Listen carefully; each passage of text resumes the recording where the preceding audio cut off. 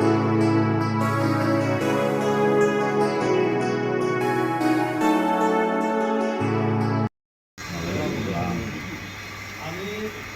মাস হয়ে গেছে এই থানাতে জয়েন করছি। অনন্তপুরের পাহারাদার আছে আমি জানতাম না। আপনাদের এই যে মুরব্বিয়ানরা আমার থানাতে গেছে, তখন আমি জানলাম যে আপনাদের এলাকায় পাহারাদার আছে। এটা আমার আগে জানা উচিত ছিল, কিন্তু আপনারা আমার থানার বুকটাকে আগে দিকে ছিল, অনন্তপুরের দিকে ছিল। এখন হয়তো স্বাস্থ্যনগরের দিকে, আগে তো আপনাদের দিকে ছিল, তাহলে ভালোবাসাটা আপনাদের দিকে বেশি ছিল। আমি কিন্তু আপনারা কিন্তু ওইভাবে আমাকে বলতে পারেন না বলার কারণে যে গ্যাপটা হয়ে গেছে, এই গ্যাপের কারণে আজকে অনেক কিছু হচ্ছে। এই জন্য আমি থানাকে দোষ দিব না, কারণ আমি পুলিশকে দোষ দিব না, আমি আপনাদের দোষ দিব। হয়তো আগে আপনাদের পঞ্চায়েত খুব শক্তিশালী ছিল, এখন আপনাদের পঞ্চায়েত দুর্বল হয়ে গেছে। কেন কি কারণে আমি জানি না, আগের থেকে শক্তিশালী নাই। এটা বিশ্বাস করেন আপনারা? বিশ্বাস যদি না করেন, বিশ্বাস করলে করতে হবে। কারণ কি, তাহলে এই জন্য ওই যে পাহাড়ে আছে আমি আগেই জানতাম, আর জানার সাথে সাথে আমি দুটো জামা দিয়েছি, দুটো বাসে দিয়েছি। আর আগে জানলে হয়তো পাহাড় আরো শক্তিশালী করতে পারতাম, আর ড্রেস দিতে পারতাম, আমরা যা করার করতে পারতাম। যেহেতু জানি না, অনেক কিছু হয়ে গেছে, এখন জানছি তখন যে দেখেন, আপনারা যদি ভালো থাকেন আমিও ভালো থাকি। আমার বাড়ি তো বরিশাল জেলায়, আমার বাবার বাড়ি বরিশাল জেলায়, বরিশাল শহরই বাড়ি আমাদের। আমি ঢাকাতে মানুষ, আর ঢাকাতে থাকি। ভাগ্য দোষে বলেন, গুণে বলেন, আমি হবিগঞ্জে আপনাদের দায়িত্বে আসছি। আমি বলছি না, আমি আপনাদের সেবক। আমি বারবার বলি যে আমি আপনাদের সেবক। আমাকে বললে আমি অনেক কিছু করতে পারবো। আমাকে যদি না বলেন আমি কিভাবে করবো বলেন? আপনি এলাকায় মাদক বিক্রি করে, যে মাদক বিক্রি করে আপনি তো দেখেন, আপনি দেখুন না দেখার ভান করতেছেন, তার মানে আপনি এই এলাকার ক্ষতি করতেছেন, নিজেরও ক্ষতি করতেছেন। আপনি মনে করতেছেন করুক, আমার কি একজন ওই মাদক আসে আপনার বাসায় ঢুকে যাবে, তখন কি করবেন বলেন? তাহলে আপনি নিজের ক্ষতি করতেছেন না?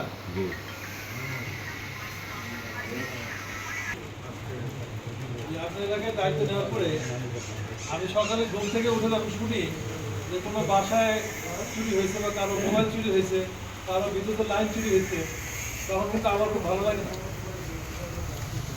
সবার সবচেয়ে বেশি কষ্ট পাই আমি, আমি আগে ওসি, এটা আমার দায়িত্ব ছিল। কিন্তু আপনার অন্তরকে ভালো রাখার জন্য কীভাবে ভালো রাখতে হবে সেই কার্যক্রমটা আপনারা আজও করছেন কি? এই যে 5 লাখ লোক আছে মনে হয় আপনাদের সদরে,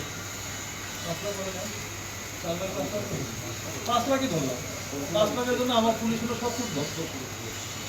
এখন বলেন, এই 5 লাখ লোক, এই লোকের 70 জন দিয়ে কীভাবে সেবা দেবো বলেন? সম্ভব কিনা? অনেকে অনেক কিছু বলে গেছেন শুনলাম, কারণ হয়তো না বুঝেই বলছেন, বুঝে হয়তো বলছেন যে আমার যদি অনেক পুলিশ থাকতো, আজকে 5 লাখের জন্য যদি 200 পুলিশও থাকতো আমার কাছে, তাহলে আপনাদের বলতাম না যদি আপনার হারাদার নিয়োগ করেন, মানে এর আগে একটা ফুড পেট্রোল দিয়ে দিতে হবে। 3-4 আগে আমার পুলিশের ভিতরে আপনাদের এলাকায় থাকে 3-4 জন পুলিশ দিয়ে দিতাম প্রত্যেকটা এলাকায়, ফুড পেট্রোল কত থাকবে তবে আপনাদের সাথে, ওটা সুযোগ হচ্ছে না। তারপরে কিন্তু আবার একটা পার্টি করতে যাচ্ছে, আমার অনেক পুলিশ অফিসার আপনাদের এলাকায় থাকে না, এদের যখন ডিউটি করে একটা তো পোশাক করে তো আসে, আবার নিজেরা তো ডিউটি করে, তখন সিএনজির কথা যে বললেন, ওই সিএনজি দিয়ে ডিউটি করে। কারণ এই এলাকায় তো সব জায়গায় গাড়ি ঢোকে না, এই জন্য সিএনজি দেওয়া হয়। আবার অনেক সময় মোটরসাইকেলে করে, মোটরসাইকেলে ডিউটি। যাই হোক, আপনাদের সময় দেবো, আজকে সময় দেবো না। আপনাদেরকে বলি যে মাদক যারা বিক্রি করে, এতে প্রশ্রয় দিলে আপনার ক্ষতিগ্রস্ত হবে। এই চুরি, মোবাইল চুরি, এই কলের চুরি, এগুলো বাড়বে। আপনি আজকের এখানে ঘোষণা দিয়ে যাই, আপনারা আজকে না কালকে নিজেরা মিটিং করে এই মাদকদের তালিকা তৈরি করে। আমি তো বলছিলাম তালিকা তৈরি করেন, আমি নাম ধরে বলে যাবো যে আজকের আপনাদের সময় দিলাম, কালকে সময় দেবো না। কালকের এই পঞ্চায়েত কমিটি নিয়ে অনন্তপুরে আমি একটা কমিটি গঠন করবো, এই কমিটি নিয়ে ধরে আমি হাজির দিয়ে দেবো। আপনারা তো তালিকা আমাকে দেন না। 5ই আগস্টের পরে পুলিশ যখন মাঠে ছিল না, দীর্ঘ সময় পুলিশ মাঠে ছিল না, জানেন মনে হয়, থাকার সুযোগ ছিল না। ওই সময় মনে করেন মাদকে ঢুকে গেছে, খারাপ মতো ঢুকে গেছে, এটা পরিষ্কার করতে এখন সময় লাগতেছে। অত চোর নির্মূল করতে পারবো না, নিয়ন্ত্রণ করতে পারবো, নির্মূল করা সম্ভব না। কারণ কে চুরি করতেছে আপনারা জানেন না, আমার এটাও জানেন এলাকায় যদি কেউ স্বাস্থ্য থাকে আপনারা কিন্তু জানেন, সে তালিকাও কিন্তু আমাকে দেন না কিন্তু। আমার মনে হয় আমি 500-600 চোর ধরে ভিতরে ঢুকে রেখে আমি তাহলে একটু বন্ধ পাইছি যে কোনো রকম চুরি করছে তার কোনো খালি নেই। আপনারা জানেন কিন্তু থানায় যদি কেউ যায় কখনো মুক্তি পায় না, কারণ আমি তো পয়সা খেয়ে নেবে। এখানে কেউ বলতে পারবে কিনা যে আমাকে কেউ 1 টাকা খাওয়াতে পারবে? আমি খাওয়াই না, আল্লাহ আমাকে খাওয়ানোর পর দিতেছে। আমার কাছে যেই যায় যতটুকু পারে আমি চেষ্টা করি, কিন্তু আমি কিন্তু পারফেক্ট থাকি। যে মাদকের কথা বলতেছে, মাদক পুলিশ না, বিশ্বাস করবো না। আমার সেই পুলিশ অভিযান সদর থানায় নাই। আমি যেহেতু পয়সা খাই না, আমার এসপি যেহেতু পয়সা খাই না, আমার দারোগা কীভাবে সাহস হয় যে অন্তপুরের মাদকের থেকে পয়সা নেবে? আমার বিশ্বাস হয় না। যারা বলছে তাদের তালিকা দেন, তাদেরকে ঘুরিয়ে আনেন। আমার কোন পুলিশ কথা দিচ্ছে কিভাবে সম্ভব? এই হাত দিয়ে যে মা বাবার কাছে পৃথিবীর আলো দেখছেন, সে মা বাবার গায়ে হাত দিচ্ছে এই মাদকের কাছে। তাহলে মাদক আমাদের নির্মূল করতে হবে। তাহলে আসুন আমরা একসাথে কাজ করি। আরেকটা কথা হলো বিষয়, আরেকটা কথা হলো আপনাদের অনুরোধ থাকলো যে ওই যে বললাম না যে আমার এই অল্প পুলিশ দিয়ে আমার এত নিরাপত্তা দেওয়া সম্ভব না, আমাকে তো হেল্প করতে হবে। যেহেতু ওই পাশে 2টা পাহারাদার আছে, এই পাশটা আপনারা 2জন পাহারাদার তৈরি করবেন। 2টা পাহারাদার কীভাবে পাহারা দিবে ওটা আমি প্রতি রাত্রে আমার পুলিশ পাঠায় বলে দেবো। আমি আশা করি যে ইনশাল্লাহ আপনারা এই শহরে কোথাও ছুটি সবাই নেই, আসলে আমার ঘরের পাশে, ওটা আমার ঘরের সামনে থানার পাশে, আমি ছুটি মাঝে মাঝে আর কোথাও নাই, সব দখল করে ফেলছে। আপনাদের দোয়া আমার ইচ্ছে, মা বাবার দোয়া, কিন্তু আর বাড়ির পাশে করতে পারি না। কি জন্য?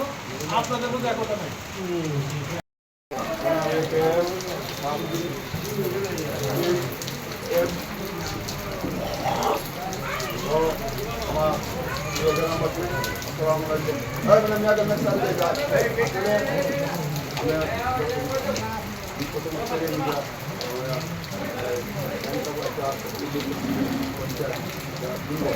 হ্যাঁ, আগের দিকে আমরা আমার আগে যেটা পঞ্চায়েত ছিল, আমার বাপ আছে শক্তিশালী পঞ্চায়েত ছিল। তো আমি সেই সমিতিটা পঞ্চায়েত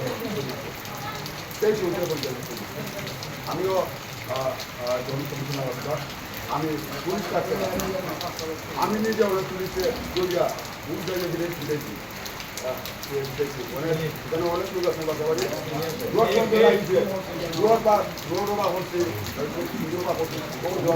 আমিও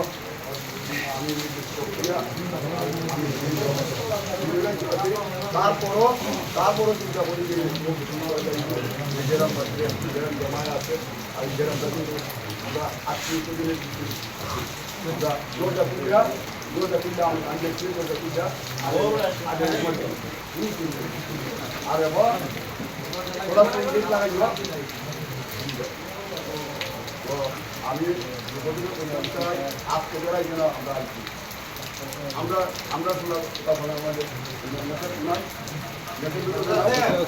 হ্যাঁ আপনারা আজকে এইটা তো আমার টাকা আজকে বলি যান যে আপনার ছেলে যদি হয় আপনার আজকে চলে যান যে বিয়ের কোনো যায় না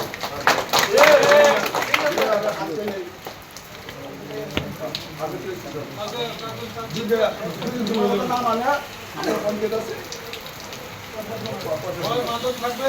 আমরা সমন্বয়ে কাজ করতে দেবো।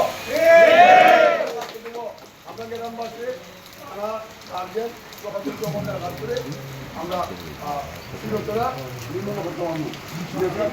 বিক্রেতা চুরি সব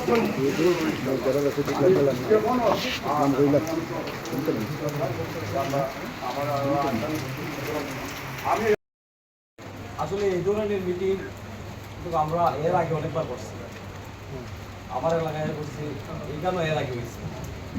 এখন মিটিং কিন্তু সমাধান না, এখানে আমরা যারাই বক্তব্য দিচ্ছি সবাই কিন্তু সুন্দর সুন্দর কথা বলছি, কিন্তু বাস্তবে কিন্তু আমরা আমাদের কথা প্রতিফলন করা নিয়ে আমাদের পক্ষে সম্ভব না। যদি প্রতিফলন করতে হয় আমি আমার গোট থেকে শুরু করতে হবে। আমি যদি আমার ভাই ভাতিজা বা আমার আত্মীয় কেউ থাকে এর যদি ওইটা